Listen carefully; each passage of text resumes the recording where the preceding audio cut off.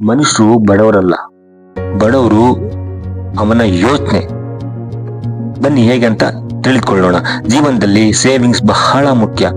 ಆದರೆ ಇದನ್ನ ತಿಳಿದುಕೊಳ್ಳಿ, ಜಗತ್ತಿನಲ್ಲಿ ಯಾರು ಕೂಡ ಹಣ ಸೇವ್ ಮಾಡಿ ಶ್ರೀಮಂತರಾಗಿಲ್ಲ. ಸ್ಪೆಷಲಿ ಇಂಡಿಯಾದಲ್ಲಿ ಸೇವ್ ಮಾಡೋರಿಗೆ ಮತ್ತು ಸೇವ್ ಮಾಡುವ ರೀತಿಗಳಿಗೆ ಏನೂ ಕಡಿಮೆ ಇಲ್ಲ. ಒಬ್ಬ ಮನುಷ್ಯ ತರಕಾರಿ ಅಂಗಡಿಯಲ್ಲಿ ಎಷ್ಟು ಚರ್ಚೆ ಮಾಡ್ತಾನೆ, ಎಷ್ಟಾಗುತ್ತೋ ಅಷ್ಟು ಕಡಿಮೆ ಸಿಗ್ಲಿ ಅಂತ.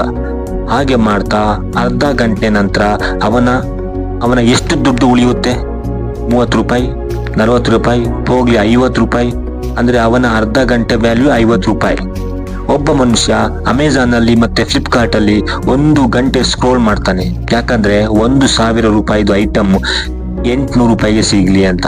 ಇದೇ ರೀತಿ ನಿಮ್ಮಲ್ಲಿ ಈ ತರ ಅಭ್ಯಾಸ ಏನಾದ್ರೂ ಇದ್ರೆ ನಿಮ್ಮ ಫೋಕಸ್ ಹಣ ಸೇವ್ ಮಾಡೋದ್ರಲ್ಲಿದೆ, ಹಣ ದುಡಿಯೋದ್ರಲ್ಲಿ ಅಲ್ಲ.